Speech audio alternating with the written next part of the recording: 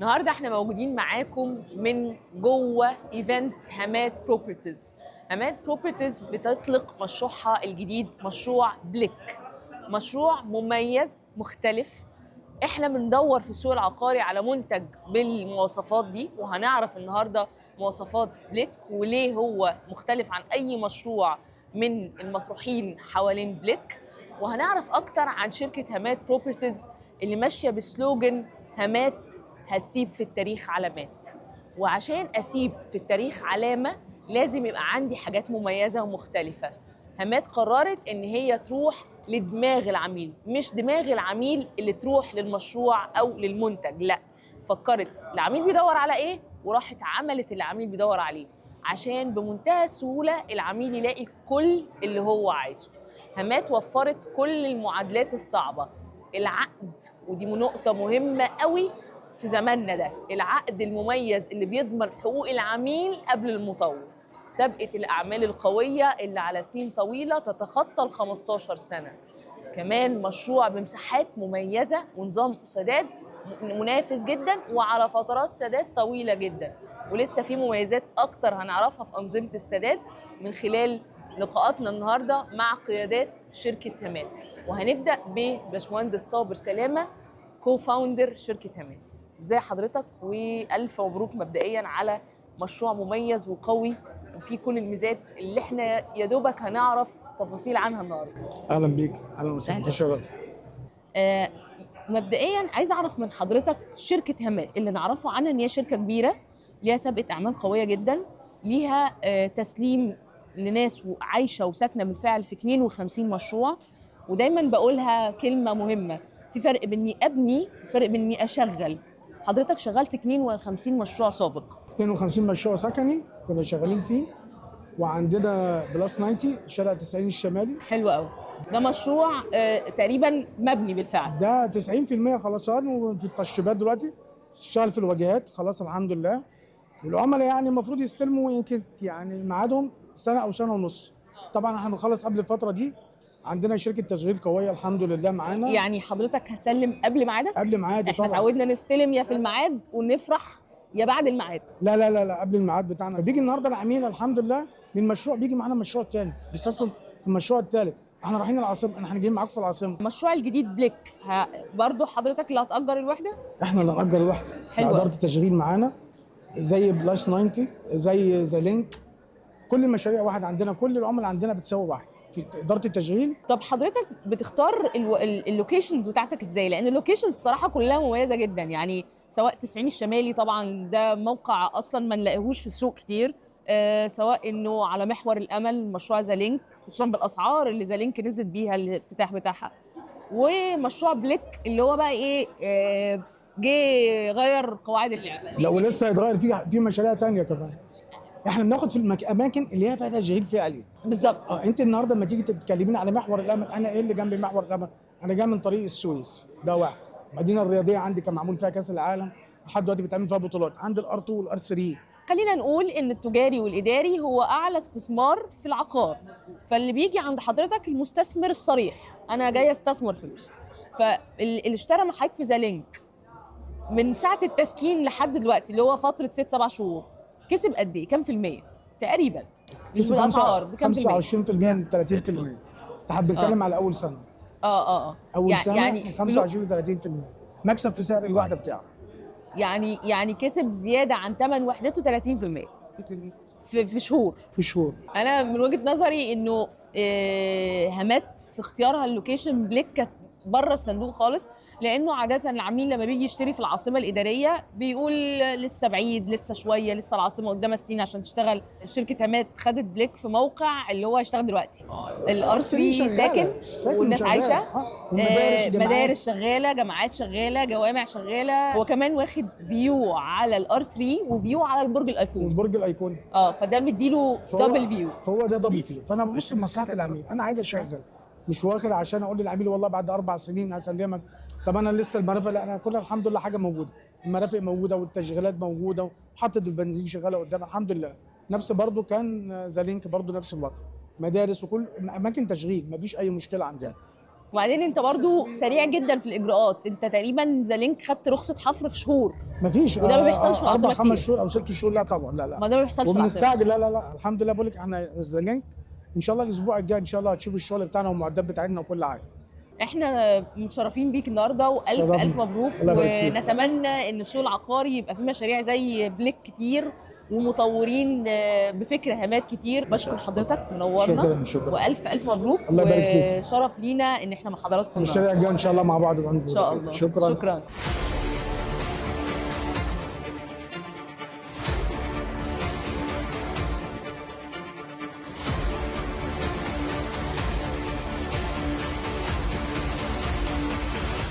ورجعنا لكم تاني، ومعانا اكتمال لقوة مشروع بليك اللي هتعمله لنا شركة هامات بروبرتيز. نيجي نطمن بقى على جزء مهم قوي قوي قوي، وهو الملاءة المالية المطور، وعقدي أنا كعميل أضمن حقوقي إزاي، لأن غالبا كل العقود اللي بنشوفها بتبقى فيها الطرفين. نعرف الأول ضيفنا العزيز باشمهندس محمد ديدح. اهلا وسهلا. حضرتك بدأت في هامات بقالك 15 سنة، لكن سابقة أعمالك بقالها 30 سنة. صح كده؟ صح، مظبوط. بدأت من فرنسا لحد ما نقلت استثماراتك ونقلت شغلك في مصر. مش نقلت، ودخلت استثماراتك في مصر. بس عايزين نعرف حضرتك دلوقتي، حضرتك اوريدي كنت شغال مع أكبر شركات في فرنسا. ايوه. إيه بقى اللي خلى حضرتك تجي لنا في مصر بسم الله الرحمن الرحيم. طبعا انا شغال في مجال الاستثمار العقاري بقالي 30 سنه. صحيح. طبعا الاستثمار العقاري هو منتج عايز دراسه كبيره جدا، ومنتج صعب جدا ان احنا نوصل العميل لبر الامان بحيث ان هو يستلم في ميعاده واحنا نحقق له اللي هو عايزه. طبعا في باريس بدأنا ده من حوالي 30 سنة. لنا سابقة أعمال كبيرة جدا في باريس. أنا شغال مع شركات بويج. بويج معروفة الشركة الأولى في أوروبا، من أكبر شركات في أوروبا طبعا. الميزة إنه حضرتك مش هتجرب في العميل. لا، حضرتك اوريدي شغلت وسكنت وناس عايشة في 52 مشروع، وبتسلم مشروع تجاري، وانت بتعلن عن بليك مول. حضرتك مش جاي تجرب في العميل، حضرتك عارف انت بتعمل ايه كويس قوي. علشان كده انا اتكلمت مع شركه هامات ان في المشروع ده بالذات، المشروع ده هيكون مميز عن اي مشروع اتعمل في العاصمه، لان احنا عاملين وعد للعميل اللي جاي يشتري وحدته ان لو حس ان في تاخير احنا ملتزمين بالاقساط بتاعته. هي بقت نقطه هنا، ده انا عماله اقول العقد في صف العميل، العقد في صف العميل. انه حد بيبني مشروع في العاصمه الاداريه ويلزم نفسه انه لو اتاخر عن ميعاد التسليم يوم غرامه المطور هو قسطك، يعني غرامه المطور هو قسط العميل. فدي زي ما هي طبعا ميزه قويه جدا للعميل، ده معناه ان حضرتك واثق 200% انك هتسلم المول في ميعاده، لانه اكيد لو جينا حسبنا بالعقل كده، حسبنا لو حضرتك اتاخرت يوم فكده انت ملزم بقسط كل عميل على مساحه المول. ده رقم كبير جدا، حضرتك مش هتحط نفسك في الحته دي طبعا. حضرتك اكنك بتقول لي انا 200% هسلم في ميعادي ان شاء الله. فالزمت نفسك الالزام القوي ده ايه يعني؟ في ايه يا فندم؟ احنا شغالين في الاستثمار العقاري في باريس وضواحيها. ضواحي باريس العاصمه الى حد ما جو امن بكتير من اللي احنا شايفينه هناك، لان احنا هناك بنبني على جبال. عندنا في مصر الجو امن، الجو امن مش موجود في العالم، مش موجود في العالم. وطبعا مع التوجيهات الساده المسؤولين لينا بالذات ان احنا نشتغل اهم حاجه، واي حاجه تقف قدامنا الحمد لله بنلاقي لها كلها تسهيلات. فالمشروع ده بالذات احنا الزمنا نفسنا ان العميل هيلتزم بالميعاد الاستلام بتاعه، مش عشان انا واثق ان في عباءه ماليه، لا، لان انا واثق ان انا شغال مع عميل. احنا شغالين، احنا خبره فرنسيه سعوديه مصريه. لنا سابقه اعمال 15 سنه، يعني اوروبا والسعوديه ومصر في شركه واحده. ماشي. والحاجه الثانيه ان احنا واقفين على ارض صلبه، لان احنا معانا الهيئات السياسيه كلها بتوجهنا ان احنا ما يبقاش قدامنا اي صعوبات. دي في حد ذاتها انجاز. انما في الشغل في اوروبا ساعات بيقابلنا صعوبات كتيره جدا، بس احنا بنقدر، احنا بنبقى مسؤولين. انما هنا في مصر الاستثمار امن عن اي حته في العالم، فعشان كده انا اخترت ان انا اوجه استثماري كله في مصر. وان شاء الله ان شاء الله عندنا محفظه كويسه جدا جدا جدا في العاصمه، ومش هيكون اول مشروع ولا تاني مشروع، لا ان شاء الله استنونا كتير جدا، لان احنا عندنا محفظه حلوه قوي. حلو قوي. طب السؤال الاخير لحضرتك دلوقتي، انت مش بس الزمت نفسك بغرامه التاخير ان هي تبقى قسط العميل، انت كمان الزمت نفسك انك هتشغله الوحده. طبعا، لان احنا متعاقدين مع اكبر شركات التشغيل، شركات عالميه، هي نفسها اللي فرضت علينا ان احنا نتعاقد معاها. يعني في براندز كمان؟ طبعا في براندز، واحنا مسؤولين عن تشغيل الوحدات للعميل. حلو قوي، حلو قوي. معنى كده ان احنا هنسلم العميل يوم التسليم بتاع العميل، هو يوم الشغل. يوم الشغل، ان هو هيقف اقساطه، ما عادش هيدفع قسط تاني. يعني احنا هنسلم العميل بعد سنتين، مفيش اقساط؟ مفيش اقساط من تاريخ العقد. من تاريخ العقد. ده انت كمان لو اتاخرت هتدفع له فلوس. هدفع له فلوس. طيب مفيش حاجه تقال بعد كده، حضرتك لخصت الحدوته في كلمتين. احنا بنشكرك، ربنا يخليك، والف مبروك على شكرا يا فندم، ومشروع عظيم زي بليك مول. هتحتاج ايه اكتر من كل ده في مشروع واحد بملاءه ماليه مصريه سعوديه فرنسيه؟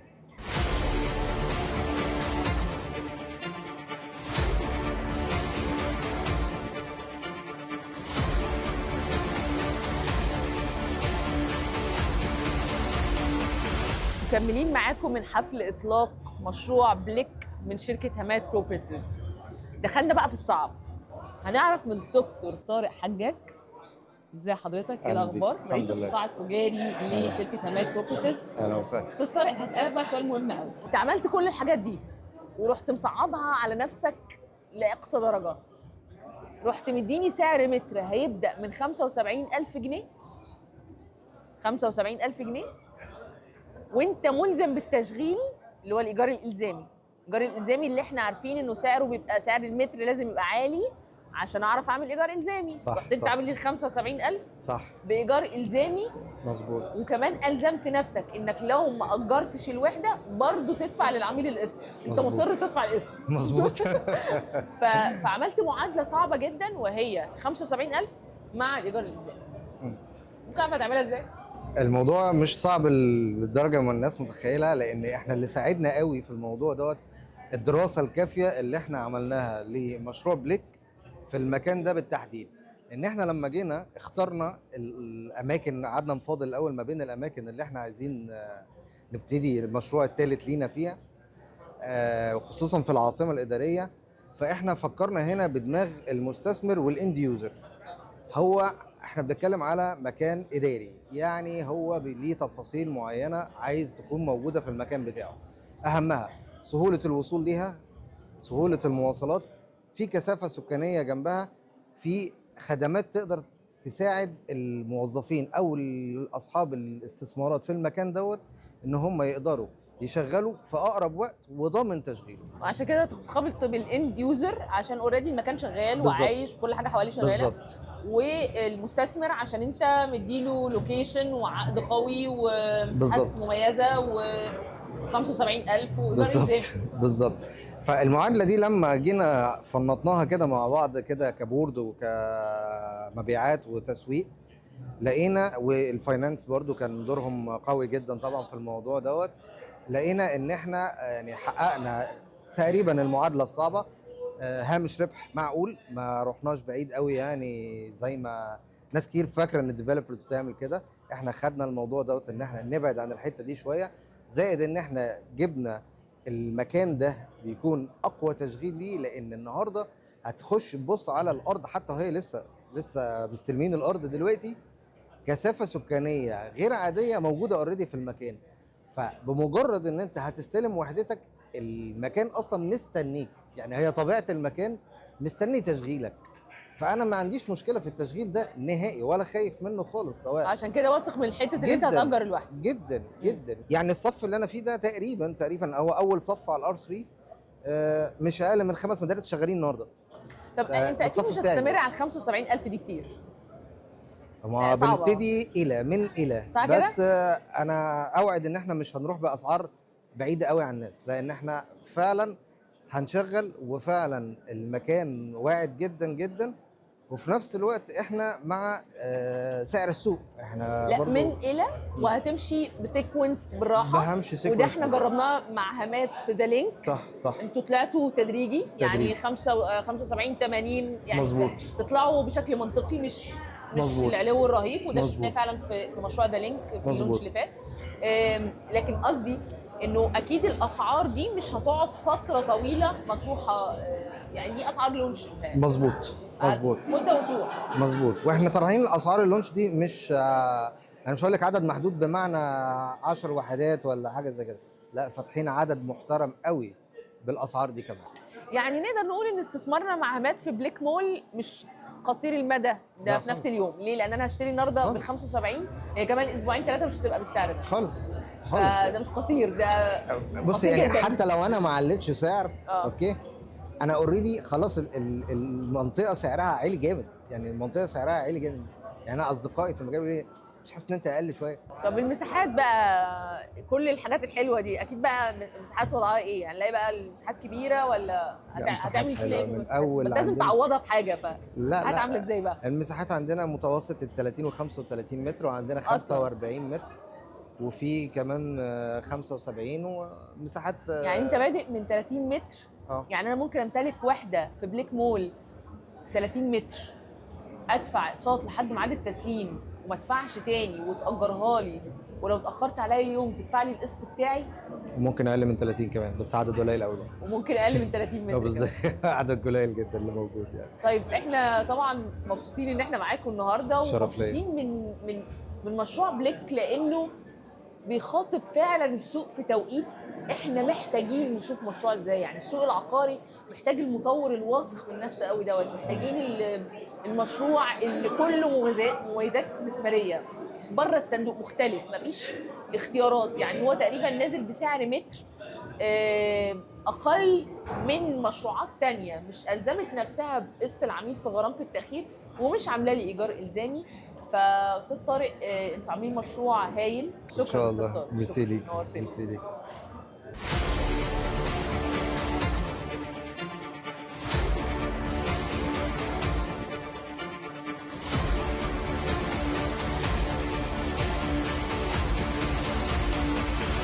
من اول الانترفيو وانا بدور ازاي بليك مول موفر كل حاجه للعميل وللمستثمر، عقد قويه، ملاءه ماليه قويه، هيستوري خطير، كل حاجه متحققه في مشروع واحد، لوكيشن جبار، كل حاجه، شغل من داي 1 محسوب بالار او اي بالجنيه من اول يوم. كل ده اتحقق في مشروع واحد ازاي؟ لغايه لما جبنا اصل الحدوته بقى. جبنا اصل الحدوته من خلال استاذ احمد ابو الحمد. ازي حضرتك؟ اهلا وسهلا بحضرتك. وبرده معاك من مؤسسين هامات استاذ سيد طارق واستاذ طارق حجاج. انتوا بداتوا الحدوته من سنين، قعدتوا مع العميل على الترابيزه من سنين، شفتوا هو بيدور على ايه، احتياجاته ايه، كل حاجه ناقصه العميل ايه عشان تحققوا له في مشروع. بالظبط. احكي لنا كده الحدوته بدات ازاي لحد ما وصلنا لبليك مول. هي الحدوته ببساطه ان احنا كلنا كنا سيلز في الاول، يعني سواء سيد طارق او طارق حجاج او انا كنا سيلز. ابتدينا مع شركات عقاريه قويه في الماركت المصري ليها اسمها طبعا، فده طبعا خلانا نتابع الموضوع من بدايته، ان احنا نعيش القصه مع شركات كبيره، من المشروع يبقى اوف بلان ونشوفه هو رسومات وبنبيع على الرسومات دي، وبعد كده بنخش في مرحله الكونستراكشن نبني الرسومات اللي احنا بعناها دي. فده سمح لنا ان احنا نقدر نشوف مشروع وهو رسومات لغايه لما يتسلم فعلي للعميل. ده كمان خلاك عارف العميل بيدور على ايه بالظبط. وخلاني برضو بفكر في حاجه مهمه جدا اللي هي خدمه ما بعد البيع. يعني دي يمكن اهم بكتير للعميل قبل ما تبقى مهمه للمطور. خدمه ما بعد البيع من النقط المهمه جدا في المطور، لانه دايما بيهتم بالمبيعات، ونقف على كده. هو ده الموضوع، مش مبيعاته بس، لا احنا ما بنفكرش في كده، احنا تفكيرنا ابعد من كده، لان هي الخدمه الحقيقيه للعميل بعد التسليم، بعد ما يستلم اليونت بتاعته ونخش سواء في السكني او في الميكسد يوز. يعني في الحالتين هو بيحتاج خدمات، الخدمات دي بتتوفر بعد التسليم. فطبعا المطور لما بيكون عامل حسابه على الحته دي بينفذها كويس. ده اللي خلى عملاء بلس 90 او ذا لينك تبقى عملاء في بليك وحاجزين في بليك. ده حقيقي، لان هو شاف معانا تعامل مميز من خلال المشروع اللي هو بدات الثقه فيه، وهتزداد الثقه بدايه من ميعاد التسليم. يعني دايما العميل بيتست المطور، اول اختبار ليه بيبقى ميعاد التسليم، لو نجح في دي بيبقى يعني قطع شوط كبير قوي من الاستثمار. احنا بنشكر حضرتك على وقتك، احنا واخدينك من قلب ميرسي جدا ليك يا دكتور. الحدث يعني، وافتتاح هايل ومشروع موفر كل الميزات، وانت اظهرت فيه مجهود كبير وفريق العمل كله. حلقة برنامج ده صح النهارده كانت حلقة مكثفة وتقيلة، قلنا فيها كل حاجة تهم اي حد مهتم بالاستثمار العقاري. عرفنا في حلقه النهارده ان في شقق بمليون ونص ب900,000 موجوده على ارض الواقع، وتقدر تشوفها وتقدر تستلمها وتدفع 10 و15% مقدم والباقي على سنين. وكمان عرفناكم الطريق توصلوا لها ازاي من جهات حكوميه تابعه للدوله. كمان في حلقه النهارده عرفنا تفاصيل كتير عن مشروع مميز جدا، في عائد استثماري من اول يوم، وفي كل وسائل اللي تطمن عميل في عقد موجودة في المشروع. عرفنا كمان النهاردة الصيانة اللي احنا بندفعها للوحدة، الصيانة اللي احنا بندفعها للمطور دي رقم عالي ولا قليل، عادل ولا ظالم. عرفنا كمان في حلقة النهاردة المستثمر الأجنبي عايز ايه في مصر. يعني تقريبا في حلقة النهاردة كل حاجة ليها علاقة بالسوق العقاري عرفناها بتفاصيلها. بشكركم واشوفكم في حلقة جديدة من برنامج ابداع.